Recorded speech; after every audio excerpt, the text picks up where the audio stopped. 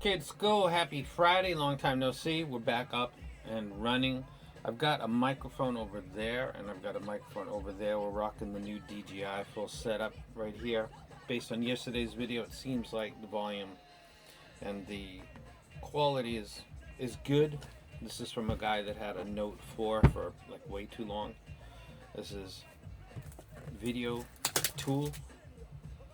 If you don't remember that, then you haven't been around that long, but I used to use a Samsung Note 4 on a tripod and onboard mic for like 3-4 years. It's kind of ridiculous. Can't believe I actually did that.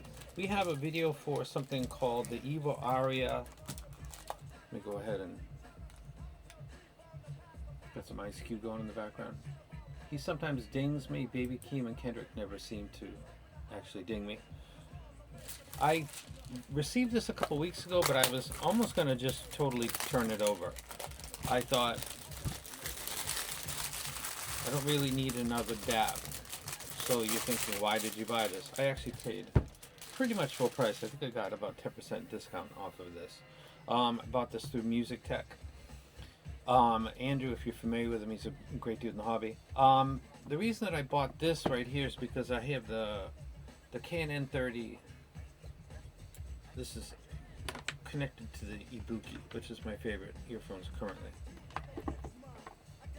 The lines on this, the elevated edge, it's got like a bevel on it, and I think this is the most beautiful, elegant DAP that's ever been released, and it sounds on another level. It's usually what I combine with the Fugaku. So this is made by a company that is run by somebody that used to work with Kane, I believe. Not actually sure how that's working out, but it looks like there's been a couple versions of the Canon 30 LE like very similar to it, but they can't capture the beauty of that thing. But this is the EVOAria EVO 1. It is a copper. This is quite heavy. Take this box off right here. Guess I'll put it over there. Let me turn this up just a little bit. Okay. Comes very well packaged. It reminds me kind of slightly nicer looking Aston Kern. I have an Aston Kern right over there that's actually running the Fugaku right now. I'm just going to go ahead and spare you all that time right there. It's well packaged. Not overly kind of ridiculous like some IMs.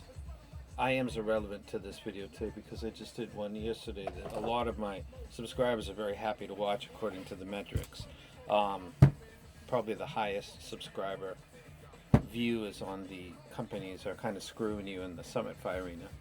People want to see that. I forgot that a lot of my original trust was built on being not anti-industry, but kind of like that, like a pro-consumer, I guess, or just a really impatient dude and quick to say, hey, yo, F these companies.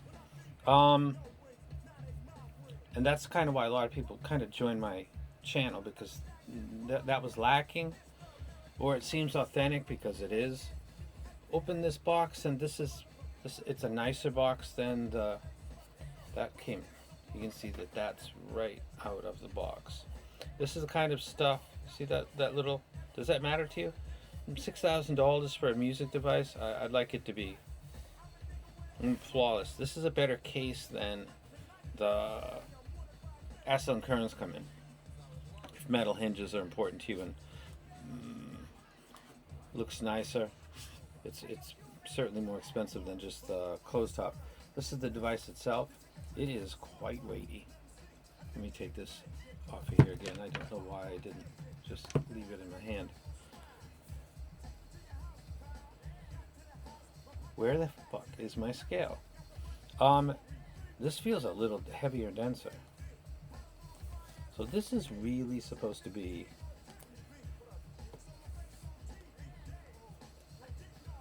it's really similar. It's not quite as wide as the N30, Canon 30. You can see the design with the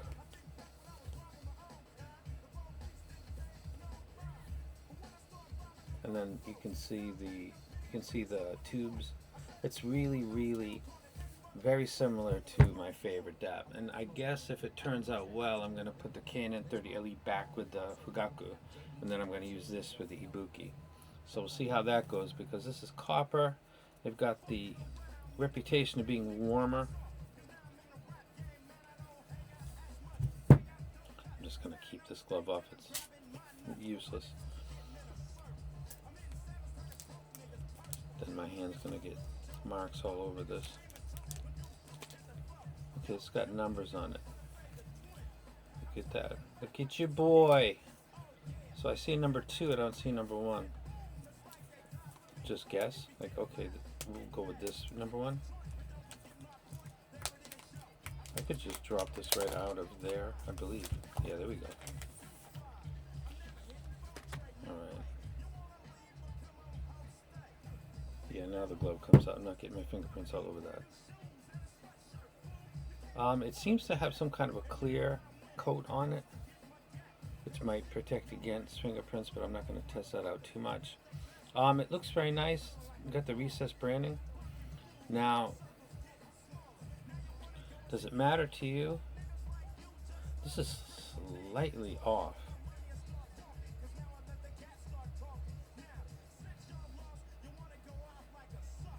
Hold on, there's no way that's how that is.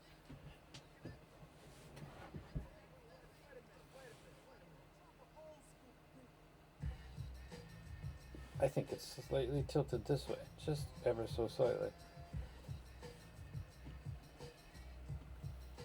I'd have to measure that. Does that matter? Oh, this has got a cover on. Hold on a second. Okay, just that does. This has some kind of a... If you hate prints like I do, it's why I use the rubber case on the K&N 30. This is... I swear that's slightly, just ever so slightly kicked from left to right. Yeah, I have no doubt in my mind.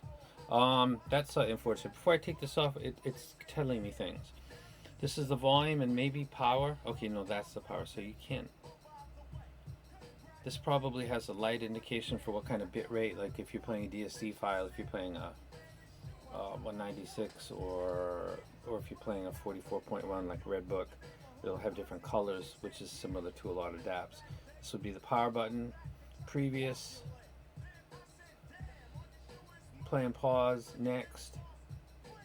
Got the power right here, which is, you can see the orange, so you're not going to transfer any data by that. And you've got, that's for your SD card right there.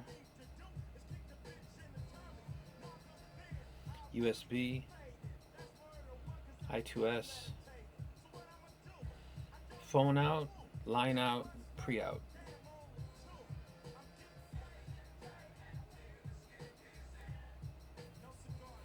How similar is this to the layout? Okay, a little bit different.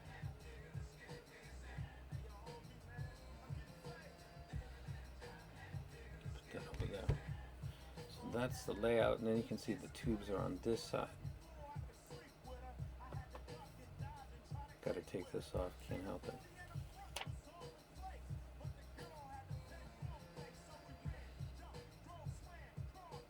Put that down.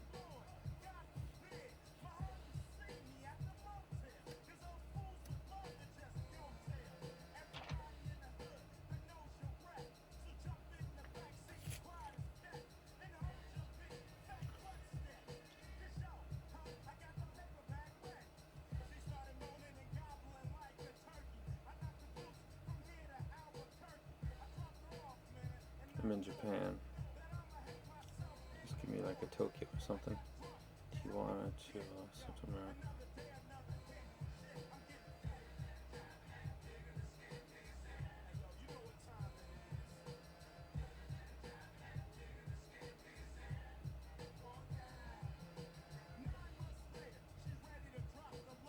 This is not even in alphabetical order.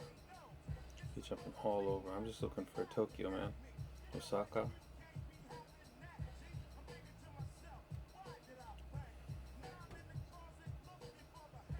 there it's not alphabetical order going on.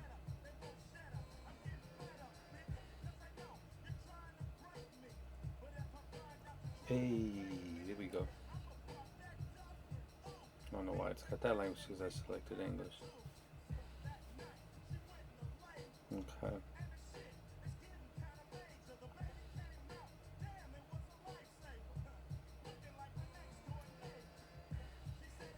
I'm going to talk about this when I do a review for it. The first, oh, what is that? That looks kind of nice.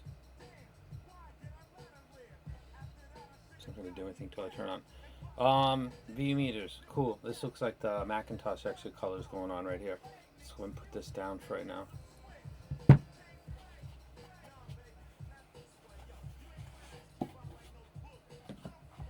So YG in the game we're going to have a, oh, here we go. I saw this. This is a nasty bit of kit right here. Somebody decided to select this. It looks worse in hand than it did in photographs. Holy crap. What? Whoever came up with this idea, they should be fired. That looks like that's kids quality right there. My God, what were they thinking right there? Wow. Fire that dude. I hope that dude watches this video. Or tap him on the shoulder and just send him this clip. You should be fired. Charge $6,000. First of all,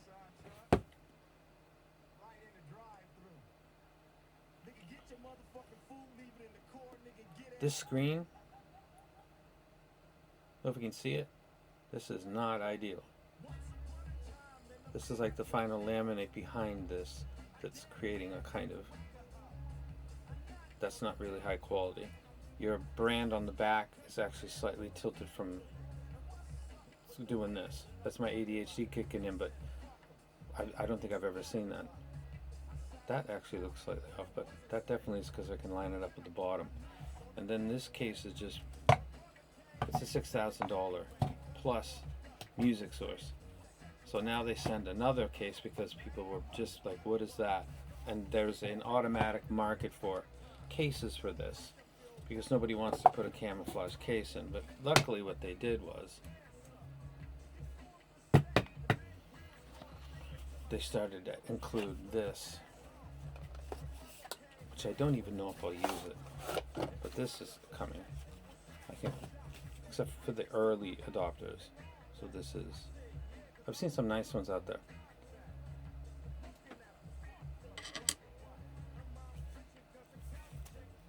So that looks much more appealing, though I don't know I'm going to, it's summer right now in Japan, it's super hot.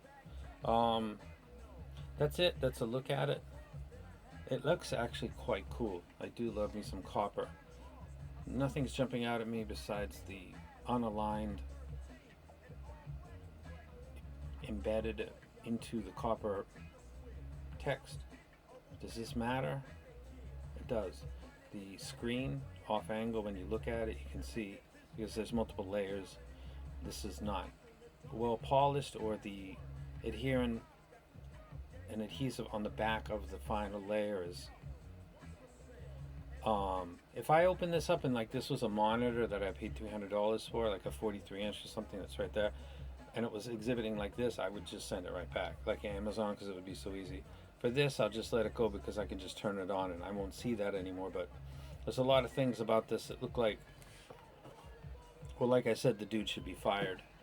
And I hope that person sees my video. I'm a big fan of the Canon N30LE. I use it with my favorite set, and then this is supposed to go actually with my current favorite set, which would be the, yeah. I might put up also that you can take a look at in the DAP game, saying like we're not going to tell you what the internals are, what the Android version is, what the DAC is. That would never work. People wouldn't buy it because that part of that community expects the information that you can see on their website. Let's go to learn more. Let's go to specifications, and you can just It's got two AK4191 EQ plus 4 times AK4499 EX EQ. You can, whatever you want to know, you can find out. And if you want to compare it to something that you bought previously that shared all this info, which is pretty standard for the industry, you can find that because it's expected.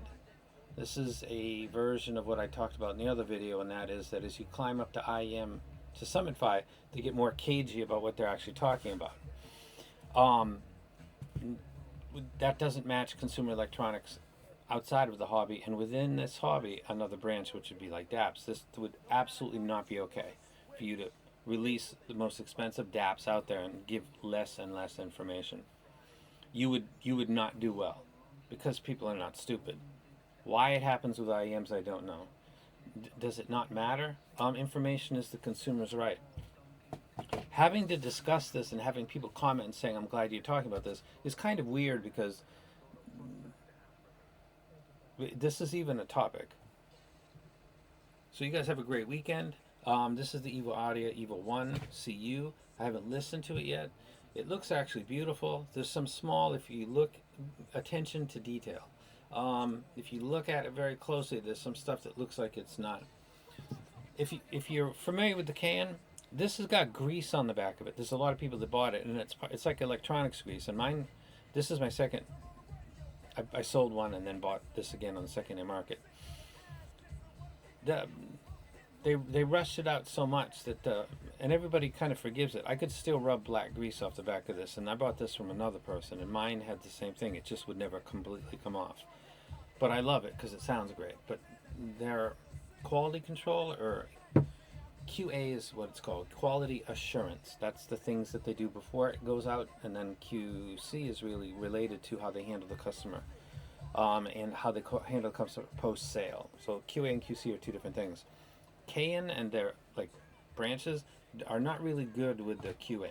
Their quality assurances are not top notch. So I don't know if this DAP is having any issues, because they've had to update firmwares to address some ridiculous issues, but I kind of expect that that's going to be the case. But I hope it sounds good, and I do have all the info that I need, and I expect, and everybody that purchases stuff and when they're buying a source expects it.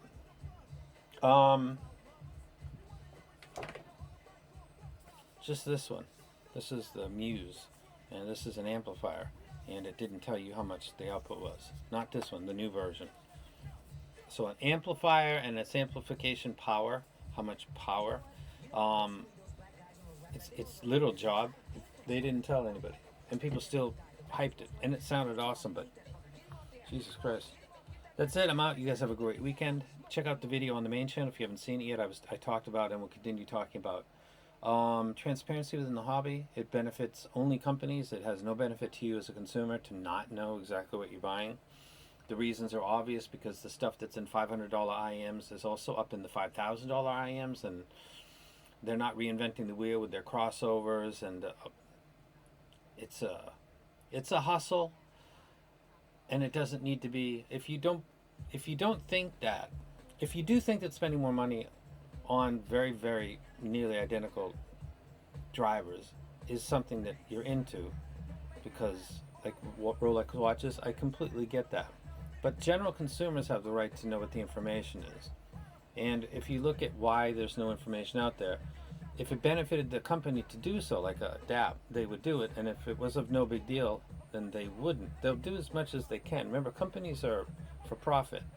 Consumers are for performance. Like, the thing works in the way it was advertised, whatever you buy in the world. And it lasts a long time, or as long as you might expect. And if it's a claimed better tier, like a high performance version of something else, you expect to see some kind of tangible differences, or at least benchmarks. This hobby that I'm in doesn't contain any of that, so we got to do what we got to do. And what I'm going to do is just keep kind of banging on this whole thing. That's it. I'm out. I'm going to clean my desk.